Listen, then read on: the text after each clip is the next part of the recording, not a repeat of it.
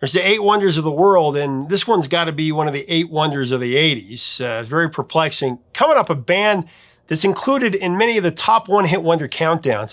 Problem is, this band had 5 hits, including 3 that everybody knows and the radio still plays. Today's song is the one that many point to as their one hit.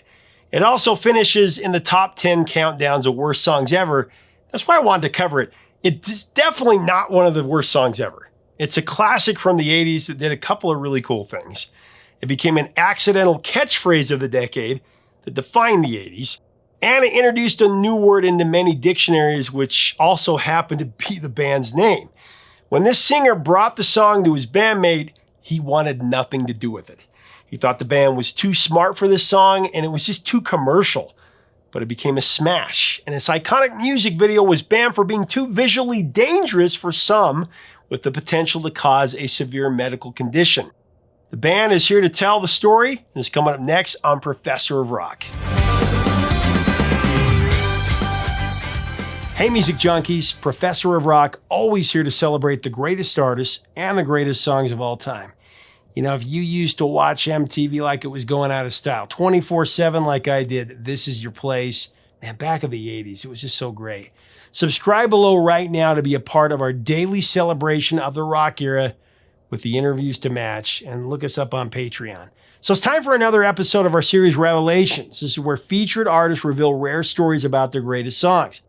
On this installment of Revelations, we go behind a number 2 hit that added a new catchphrase to our culture, while the number 1 hit that week added a new expression or a dance to our culture in Walk Like an Egyptian by the Bangles. Walk like an Egyptian.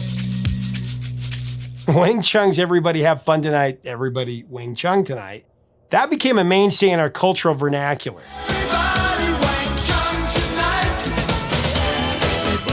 Now, both members of the duo, Jack Hughes and Nick Feldman, they're going to tell us how they crafted the pop hit and how producer Peter Wolf talked them into keeping their band name in the chorus, and how they came up with this iconic music video. Really compelling story. We've got both of them to tell it. Here's the story of Everybody Have Fun Tonight. So Mosaic, another great album that picked up the second it came out. You know, Everybody Have Fun Tonight. Number 2 hit, behind Walk Like an Egyptian. Walk like an Egyptian. It was number 1 in the R&R chart. And also number 1 in Canada. I remember when I was watching Cheers with my parents, and Frasier used that. Yeah. And I was like, hey, Wang Chung, you know. Everybody Wang Chung tonight. But tell me about how that song came together, because I think it's the only hit song ever that has used the band name as a verb. Because Bad Company and all these, but nobody ever uses it as a verb. At the time, I think it was. Obviously in rap, that's become much more common. But at the time, it was almost considered slightly bad taste to do that. You're sort of bigging yourself up in a song. It started off as I come up with this sort of chorus, Everybody Have Fun Tonight, and I played it to Jack. And I was expecting him to go, well, I quite like the music, but Everybody Have Fun Tonight, that's terrible. But he sort of, to my amazement, thought it was quite good. And then developed a song around it, which was it's almost like a Hey Jude type tempo. Hey Jude, don't make it bad. And it started out as kind of a ballad, right? It did, yeah. So it was very, very different in character. And we demoed that up, and then the Peter Wolf, our producer, we played it to him, and he was like, well, it's a fantastic idea, Everybody Have Fun. Jack had ad-libbed Everybody Wang Chung Tonight, just one of the choruses. It was just throwaway, wasn't it? Yeah. And so Peter Wolf was like, Everybody Have Fun Tonight, Everybody Wang Chung Tonight. That's brilliant. Rewrite the song and make it faster and just, you know. So that's what we did. Yeah.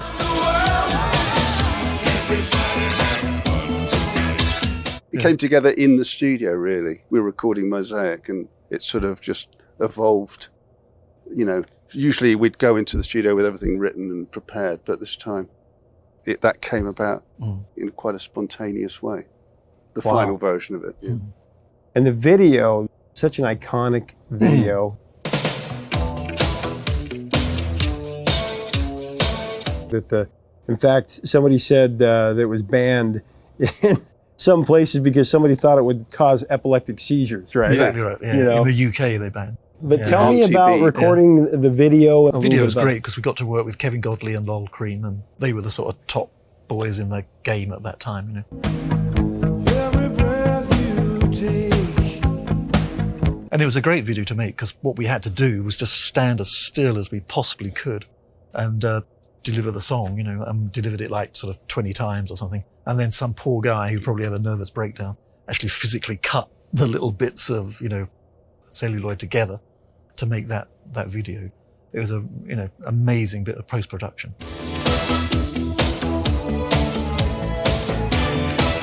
I remember when it was on Alvin and the Chipmunks and stuff, and Yeah. as a kid, you knew that's when your favorite band had made it, when Alvin Yeah. and the Chipmunks Yeah. covered. You know?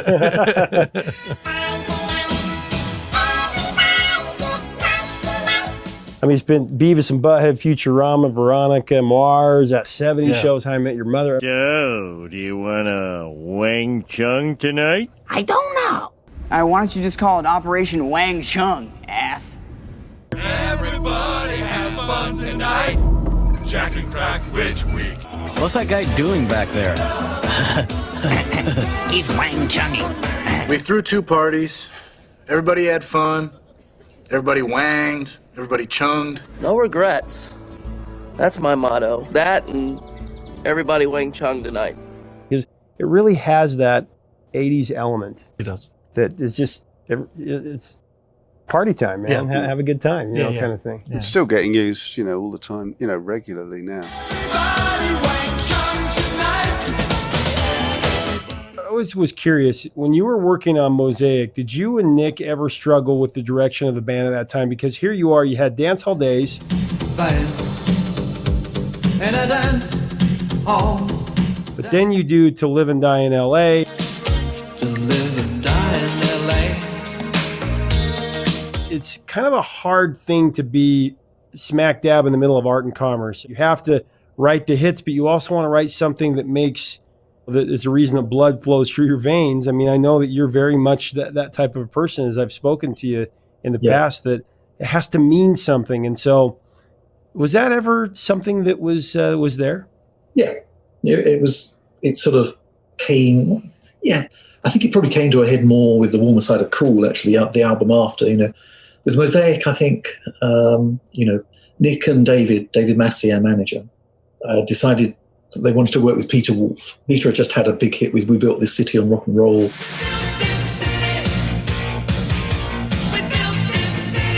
And he'd had a hit with Heart, with These Dreams, I think. And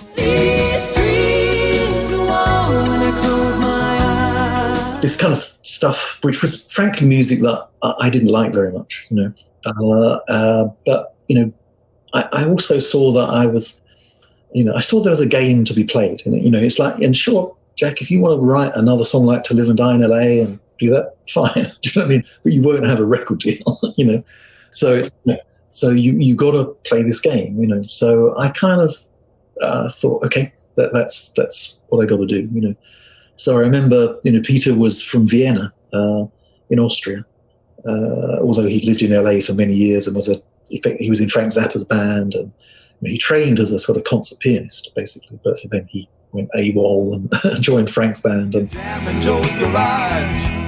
His mama was screaming and his dad was mad. you know, he's an amazing musician, Peter, and I respected that a lot about him, and I respected his work ethic as well, you know. And so you know, for me, making an album was always about making something with a lot of variety in it, you know, because growing up listening to Beatles records, I thought that's what an album was. Do you mean I didn't think it was all had to sound the same, which is kind of what seems to be the assumption, or I think it was always a record company's assumption. They want a hit record, you know, and then 4 other tracks that sort of sound a bit like it. But I was kind of like, no, you know, an album is like Taxman.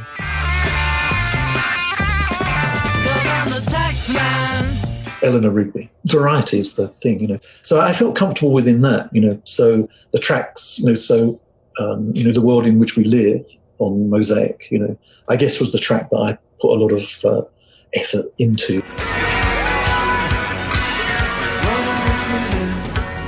But I think, you know, we did try and embrace, you know, with Everybody Have Fun Tonight, it's making it seem like I'm sort of distancing myself from it, and I'm not. I was really into it.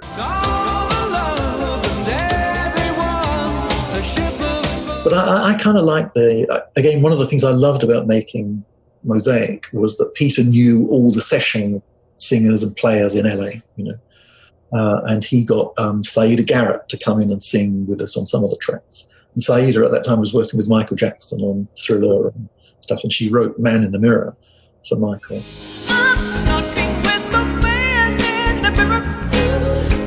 She was such a talented girl, such an amazing singer and presence, and and I felt very kind of like inspired to do better, So I became the front man and the singer, of which I felt ill-equipped to do in many ways, but it fell to me, I can remember standing in the studio doing some backing vocals for, it might have been Eyes of the Girl or something like that, and there were 5 or 6 backing singers there, and just listening to them tuning up in the room and singing, and the resonance of their voices, do you know what I mean? And I was standing in there with them, like directing them to sing, and I felt like such a flake, really, do you know what I mean? Like with my little voice, because I'd never had a singing lesson in my life, so hearing those guys and going to Graceland for the first time and really getting into Elvis, those 2 things were transformative in my sense of what singing's all about. When you would say when you sing Everybody Wang Chung Tonight, it's really about a feeling, not the word. That song is very much a pick-me-up.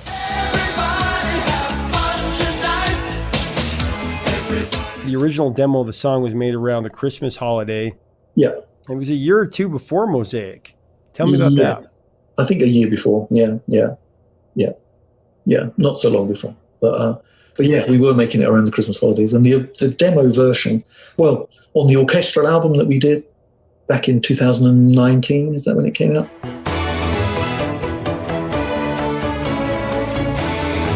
We do a version of Everybody Have Fun Tonight, like a reprise of it, and that orchestral version is obviously there's the sort of an orchestral version of like the hit version, but there's also a return to the song at the end of the album, and that is essentially the demo. Dance in every room.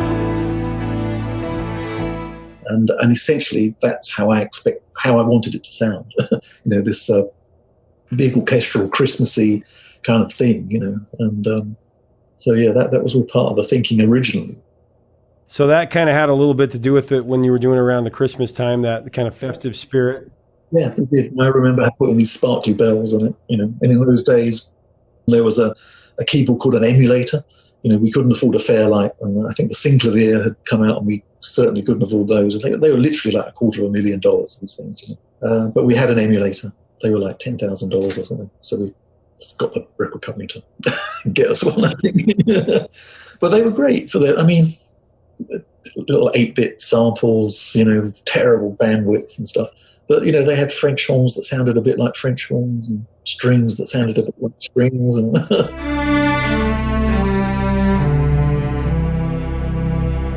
so we could mock up this kind of orchestral thing.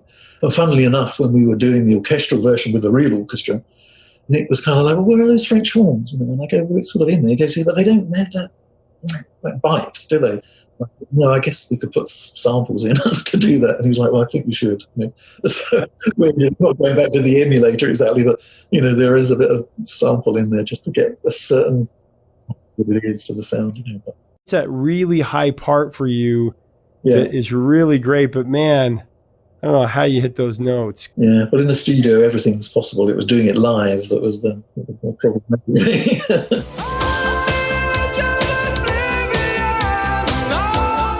Yeah, no, I remember working with Peter on it, and Synclavier was his instrument, and that had some great drum samples on it and stuff. So I think he constructed a drum part, and the feel that the drums have, I really love on that record, actually. They've got this, they're kind of quite rock and square in a way.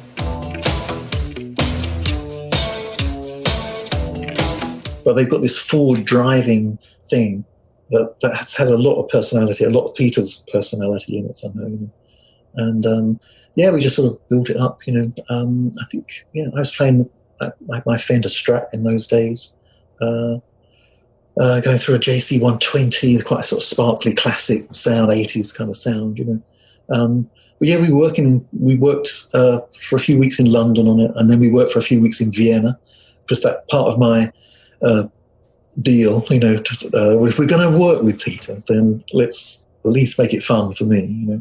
So we spent about 7 or 8 weeks in Vienna, I think, working in a beautiful studio just outside of the city, but we stayed right in the city. Nick and I had a hotel there. Those were the days. And so some days I just sort of stay in the city, and some evenings I'd go and watch the orchestra and the Vienna Philharmonic, and I went to the opera a couple of times, and I was sort of fascinated by all that stuff and learning about it. I didn't know it, if you know what I mean, but I went to see a Wagner opera at the Opera House and finding it quite confronting, but sort of, but I just found it fascinating, and the whole cultural thing of Central Europe, was just, yeah, it was great. So for me, it was a real time of growing and sort of expanding my sort of horizons and so on, and partly because my attitude was kind of like, well, you guys, you've got the vision, so go for it, I was a little more hands-off with it all. And that, again, was good for me, to think that, yeah, I didn't have to do everything to make it good, I love the part, too, in the song where it kind of comes together, jingling, kind of the jangly guitar. The production of it, brilliant. Yeah, you did a great job. And then the high notes that you're hitting, I mean, there's so many, the song just builds and it just keeps going along. And that's what I like about it. It comes back to the verse. In the world tonight, I hope it's safe. It's a little more subtle. And then it starts building back up.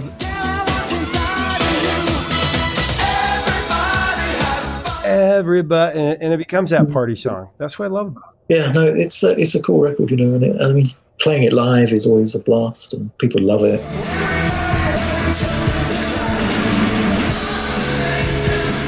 And it has got, there's something about it. Yeah, it's kind of got a lot of character in it, and yeah, over the, I think to begin with, I was a bit, what's the word? I sort of thought, it's just too obvious that we're trying to have a hit sort of thing, but that's what we needed to do. And as I said earlier, that was the game that had to be played. I mean, it's like, if you don't want to play the game, you should be doing something else. So, and I think we did it with a degree of integrity, do you know what I mean? And the balance between me, Nick, and Peter, I think, produced something that was, pulls in different directions a bit, and that kind of tension is good. I think that adds to the strength of the tune. And thanks so much for watching. Leave us a comment about Wang Chung. I think they're so underrated. I love these guys. Great guys, too. This song, tell us your memories of that year in pop culture, the catchphrase, how it inspired you back in the 80s, what you remember about the music video. Let's have a great Love Fest for 1986, a great year in pop culture and in music. If you like our content, we do invite you to subscribe below. We'd love to have you. Till next time, 3 chords and the